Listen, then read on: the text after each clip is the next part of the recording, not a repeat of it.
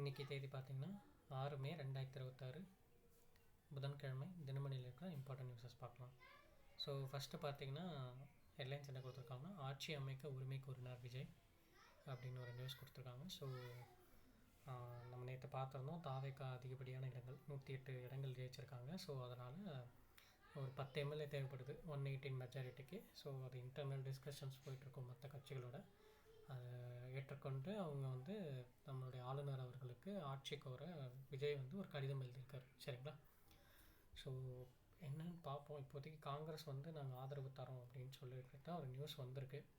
சரியா? ஆதரவு கோரினார் விஜய், காங்கிரஸ் முடிவு என்ன அப்படின்ற மாதிரி.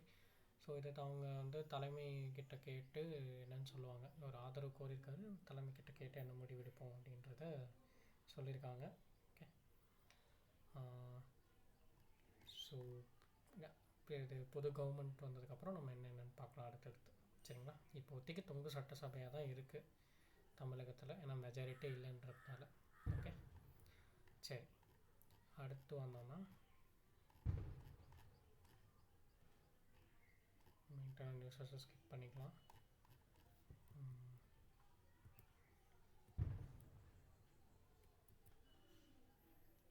ஸோ இன்றைக்கி பார்த்திங்கன்னா எடிட்டோரியல் பற்றி பார்த்திங்கன்னா மின் நுகர்வு, எலக்ட்ரிசிட்டி யூசேஜ் அப்படின்றத பற்றி ஒரு டிஸ்கஷன்.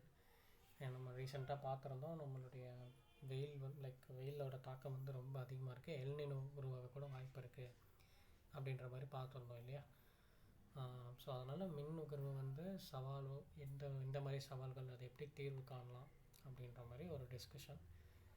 டைம் இருந்தால் ஜஸ்ட் ரீட் பண்ணி பாருங்கள். சரிங்களா? ஏன்னா நம்மளுடைய மின்னோட அந்த இது ரொம்ப இதுவாகிட்டே இருக்குது, அதிகமாகிட்டே இருக்குது வருஷத்துக்கு வருஷம் இல்லையா? நம்மளோட தேவை, மின் தேவைன்றது.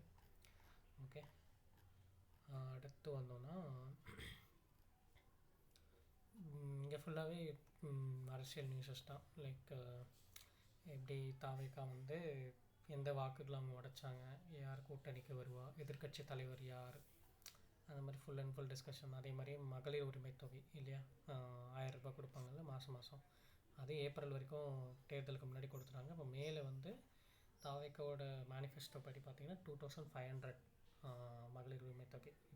இப்போவே சைன் பண்ணுவாங்களா, இல்லை புது கவர்மெண்ட் வர வரைக்கும் வெயிட் பண்ணி அதுக்கப்புறம் போடுவாங்களா, அந்த மாதிரி டிஸ்கஷன்ஸ் தான் ஃபுல்லாகவே இருக்குது. ஓகே, இங்கே ஒரு இம்பார்ட்டண்ட்டான ஒரு நியூஸ் இருந்தது. என்னென்னா, நேற்று கேபினெட் கூடியிருக்கு. சரியா? ஒரு மத்திய அமைச்சரவை கூடி சில இம்பார்ட்டண்ட்டான ஸ்கீம்ஸ்க்கு, இனிஷியேட்டிவ்ஸ்க்கெலாம் அப்ரூவல் கொடுத்துருக்காங்க. அதில் முக்கியமானது பார்த்திங்கன்னா, கரும்புக்கான ஆதரவு விலை குவிண்டாலுக்கு ரூபாய் 365 அதிகரிப்பு. சரியா? அதுக்கு அப்ரூவல். அதே மாதிரி குஜராத்தில் கப்பல் பழுது பார்க்கும் வசதி, அந்த ஒரு ஃபேக்ட்ரி ஓகேவா, மையத்தை அந்த ஒரு சென்டரை இது பண்ணுறது, அமைக்க ஒப்புதல் அளிக்கிறது, மேம்படுத்த ஒப்புதல் அளிக்கிறது. அதே மாதிரி 2 புதிய செமிகண்டக்டர் உற்பத்தி மையங்கள். சரியா? அதுக்கும் அப்ரூவல் கொடுத்துருக்காங்க குஜராத்தில். ஓகே, ஸோ செமிகண்டக்டர் மிஷன் 2030 நம்ம அதை டார்கெட் வச்சுருக்கோம். அதுக்காக நிறைய பண்ணுறாங்க. ஓகே, நீங்கள் சென்ட்ரல் கவர்மெண்ட் எக்ஸாம்ஸ் படிக்கிறதா இருந்தீங்கன்னா இதெல்லாம் இன் டீட்டெயிலாக படிச்சுக்கோங்க. எங்கெங்கே கொண்டு வராங்க, என்னென்ன டெக்னாலஜிஸ் யூஸ் பண்ண போகிறாங்க அப்படின்றத மட்டும் பார்த்துக்கிட்டா போதும். ஓகே, அடுத்து பார்த்திங்கன்னா உச்சநீதிமன்ற நீதிபதிகள் எண்ணிக்கை 38 அதிகரிக்க ஒப்புதல். So supreme court judges count. சரியா? இப்போ பார்த்தீங்கன்னா இந்த சுப்ரீம் கோர்ட் ஜட்ஜஸ் கவுண்ட் பார்த்திங்கன்னா 34 இருக்குது. அதாவது ஒரு தலைமை நீதிபதி, ஓகே, உச்சநீதிமன்ற தலைமை நீதிபதி ப்ளஸ் 33 உச்சநீதிமன்ற நீதிபதிகள். சரியா? ஸோ இப்போ 34 இருக்குது. இதை 38 கொண்டு வரணும் அப்படின்னு சொல்லிட்டு ஒரு அப்ரூவல் கொடுத்துருக்காங்க நம்மளுடைய கேபினெட் மினிஸ்ட்ரி. இது எப்படி அப்ரூவல் மட்டும் கொடுத்தா பண்ணிவிடுவாங்களா அப்படின்னு கேட்டிங்கன்னா இல்லை, கிடையாது. ஸோ இதை அவங்க நாடாளுமன்றத்தில் டிஸ்கஷன்ஸ்க்கு கொண்டு வரணும். சரியா? ஸோ நாடாளுமன்ற கூட்டத்தொடரில் ஒரு மசோதா கொண்டு வரப்பட்டு அந்த மசோதாவுக்கு எல்லோரும் ஆதரவு தெரிவித்தா மட்டும்தான் இது உயரும் இல்லையா? ஸோ இது எந்த சட்டத்தின் கீழே இதை பண்ணுறாங்க அப்படின்னு பார்த்தீங்கன்னா, 1956 கொண்டு வந்த உச்சநீதிமன்ற சட்டம், நீதிபதிகள் எண்ணிக்கை. சரியா? இதை இந்த மூலிமா தான் இதை பண்ணுறாங்க. இது நம்ம கான்ஸ்டியூஷனில் எந்த ஆர்டிக்கலில் இதை கொண்டு வந்திருப்பாங்க பார்த்தீங்கன்னா, ஆர்டிக்கல் 124.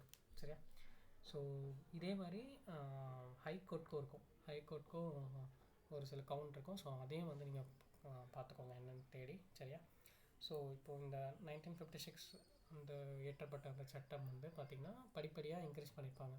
ஃபஸ்ட்டு வந்து 10 அப்படின்ற அளவில் இருந்திருக்கும், 1+9 அப்படின்னு. அப்புறம் 1960 திருத்தி இந்த சட்டத்தை தான் இப்போ திருத்துவாங்க. சரியா? அதே மாதிரி 1+13 வந்திருக்கும். அடுத்து ஒரு சட்ட திருத்தம் மூலிமா 1+17 கொண்டு வந்திருப்பாங்க.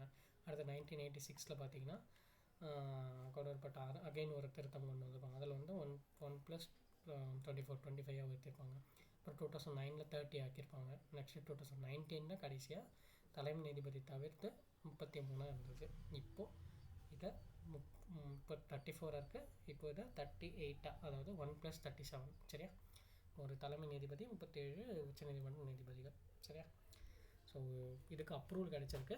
இதை ஜஸ்ட் இதோட பேக்ரவுண்ட் மட்டும் நம்ம பார்க்குறோம். இங்கே இது இன்னும் கொண்டு வரல, கொண்டு வரும்போது நம்ம இன் டீட்டெயிலாக பார்த்துக்கலாம். சரியா? ஓகே, அடுத்து வந்தோம்னா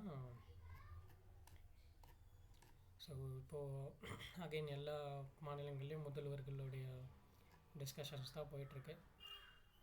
கேரளத்தோட முதல்வர் யார்? அசாமுக்கு ஆல்ரெடி பாஜக தான் இருந்துச்சு, அவங்களே தான் இருப்பாங்க. மேற்கு வங்கத்தில் ஒரு ஆட்சி மாற்றம்ன்ற போது அந்த பாஜகவுடைய வேட்பாளர் முதல்வர் வேட்பாளராக இருப்பாங்க. ஓகே, அடுத்து பார்த்திங்கன்னா கடைசியாக வெளிநாடுகளிலிருந்து அனுப்பப்படும் பணம் இந்தியா முதலிடம் அப்படின்னு ஒரு நியூஸ் கொடுத்துருக்காங்க. ஸோ என்னென்னா ஒரு ரிப்போர்ட் ரிலீஸ் ஆகிருக்கு.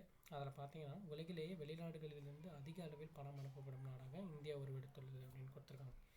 அதாவது எவ்வளோன்னு பார்த்தீங்கன்னா கடந்த 2024 ஆண்டில் இந்தியா வந்து கிட்டத்தட்ட 12.8 லட்சம் கோடி, அதாவது $137 பில்லியன். சரியா? இவ்வளோ ரூபா வெளியேருந்து வந்திருக்கு, வெளிநாடுகள்லேருந்து வந்திருக்கு. வெளிநாட்டில் இந்தியர்கள் இருப்பாங்க இல்லையா, அவங்க அங்கே உழைச்சிட்டு அவங்க வேலை பார்த்துட்டு அவங்களுக்கு போக அவங்களுக்குன்னு ஒரு சில செலவுகள் இருக்கும், ஃபேமிலி செலவுகள் இருக்கும். அதெல்லாம் பண்ணிவிட்டு மிச்சத்தை இங்கே அவங்க குடும்பத்தாருக்கு இங்கே அனுப்புவாங்க. ஓகே, தேவை இருக்கிறவங்களுக்கு.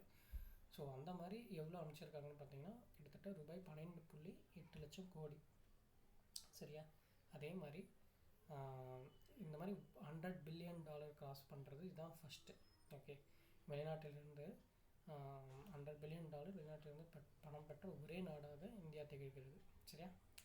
இந்த ரிப்போர்ட்டில் பார்த்தீங்கன்னா இந்தியா ஃபஸ்ட்டு, மெக்சிகோ செகண்ட் இருக்காங்க, பிலிப்பைன்ஸ் தேர்டு, ஃப்ரான்ஸ் ஃபோர்த்து, அந்த மாதிரி லிஸ்ட்டு போயிட்டுருக்கு. ஸோ நம்ம இந்தியாவை பற்றி படித்து வச்சுக்கிறோம், எவ்வளோ அனுப்பிச்சாங்க. இந்த மாதிரி $100 பில்லியன் அனுப்பிச்ச ஃபஸ்ட்டு நாடு இந்தியா தான். ஓகே, ஒரே நாடு ஃபஸ்ட் நாடு இந்தியா தான். சரியா? ஓகே, நோட் பண்ணி வச்சுக்கோங்க. அடுத்து வந்தோம்னா